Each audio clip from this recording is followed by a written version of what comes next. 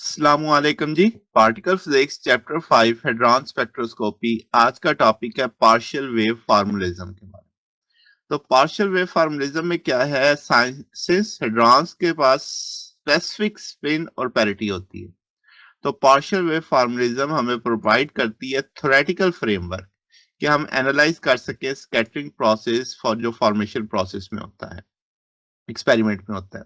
तो जब दो पार्टिकल्स स्कैटर करते हैं जिनके मैसेज m1 m2 होते हैं, फंडामेंटली हम उन्हें टाइम डिपेंडेंट श्रोडिंगर इक्वेशन से रिप्रेजेंट करते हैं, जो कि ये है योटा एच कट कर ली साई और कर ली टी।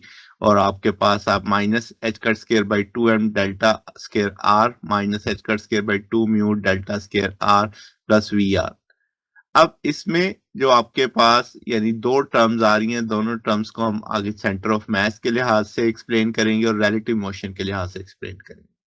तो हम कहेंगे एनालिसिस को सिंप्लीफाई करने के लिए हमने मोशन को सेपरेट किया कितने दो कंपोनेंट्स में। एक है सेंटर ऑफ मास, तो सिस्टम बिहेव करेगा like a free particle with a total mass capital M से आ गया m1 प्लस m2।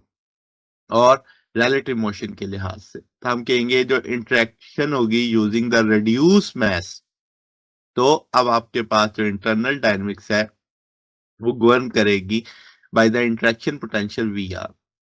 तो रिलेटिव मोशन क्रूशियल है अंडरस्टैंडिंग द स्कैटरिंग करने के लिए।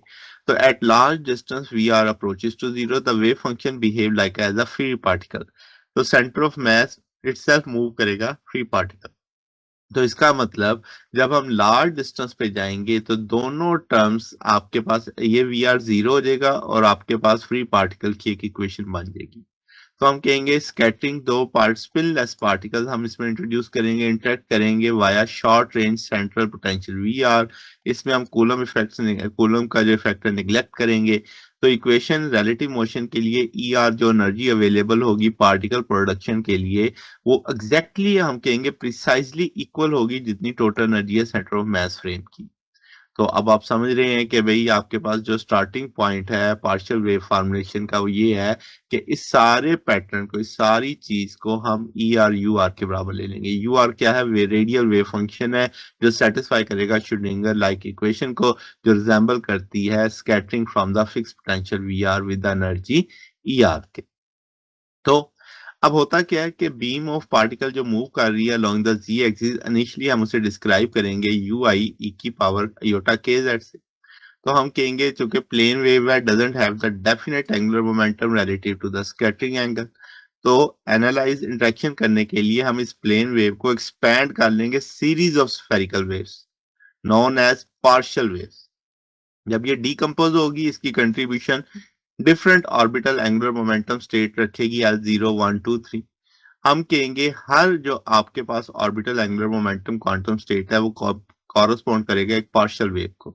यानी जब एल जीरो होगा तो एस वेव, एल वन होगा तो पी वेव, एल टू होगा तो डी वेव, एल थ्री होगा तो एफ वेव। तो हर पार्शियल वेव बिहेवियर इंडिपेंडेंट होगा इन सेंट्रल पोटेंशियल। तो आफ्टर द इंटरेक्शन जो वेव फंक्शन है वो कंसिस्ट करेगा ओरिजिनली प्लेन वेव यानी जो ट्रांसमिटेड बीम होगी प्लस एक outgoing spherical wave originated from the scattering centre. तो हम इसे कैसे लिख सकते हैं फाइनल वेव फंक्शन को? ई की पावर योटा के जेड, ये तो इनिशियल वाला आ गया, और ई की power iota K R divided by R F theta five.